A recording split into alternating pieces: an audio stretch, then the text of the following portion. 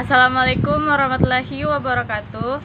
Perkenalkan, nama saya Misha Natasha Fadila Mangori dengan NIM B1A1210048. Saat ini saya ingin memaparkan sedikit tentang tugas saya dengan tema degradasi budaya kemaritiman.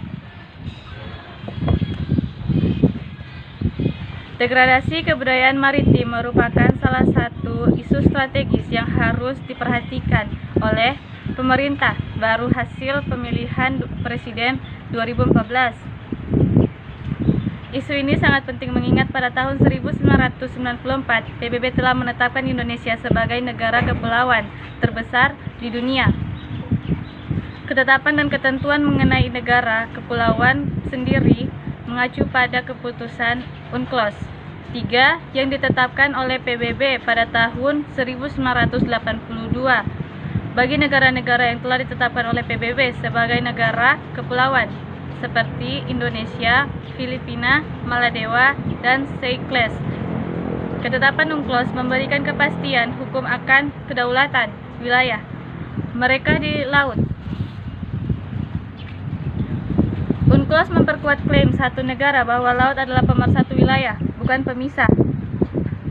Sekilas perniagaan Laut Banten masa lalu.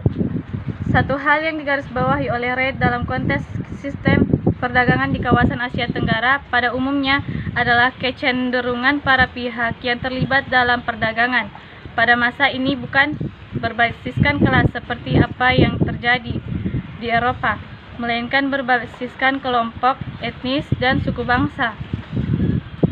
Atas catatan Tom Pires juga menyatakan bagaimana keterlibatan perempuan dalam proses jual beli di bandar-bandar besar di kawasan ini.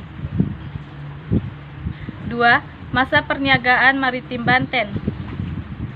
Salah satu kawasan laut Nusantara yang oleh Lombard dianggap sebagai media pertemuan kebudayaan antar kelompok masyarakat adalah Selat Sunda. Semasa di bawah kekuasaan Kerajaan Banten. Wilayah yang oleh Reid disebut sebagai wilayah di bawah angin ini memiliki pusat-pusat perdagangan sendiri, seperti Pegu, Ayutthaya, Phnom Penh, Hoi An atau Phaipho, Melaka, Patani, Brunei, Pasai, Aceh, Banten, Jepara, Gresik, dan Makassar.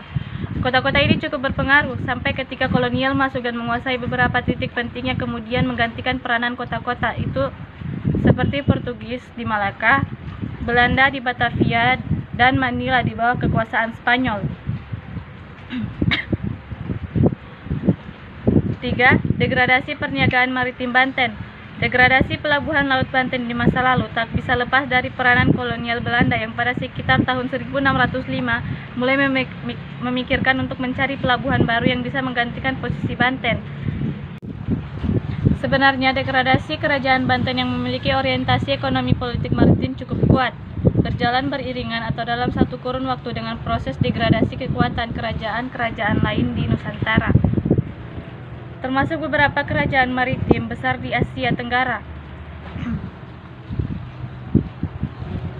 Baik, itulah sedikit dari penjelasan tentang materi saya. Bila ada kesalahan mohon dimaafkan. Wabillahi taufiq wal hidayah. Wassalamualaikum warahmatullahi wabarakatuh.